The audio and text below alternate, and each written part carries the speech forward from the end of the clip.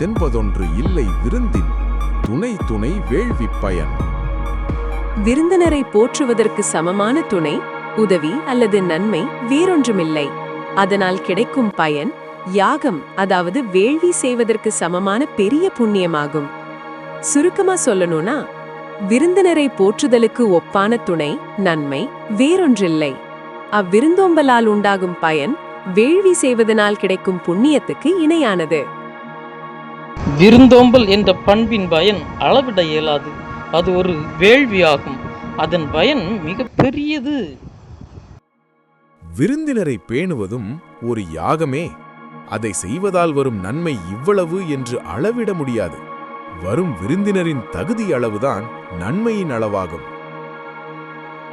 Hello நண்பா, விருந்துகாரனை கவனிக்கிறதுக்கே சமமா வேற நல்ல விஷயம் எதுவும் இல்லையப்பா.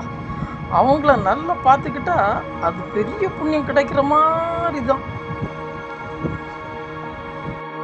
இணை துணை தென்பதொன்றில்லை, விருந்தின் துணை துணை வேள்விப் பயன்.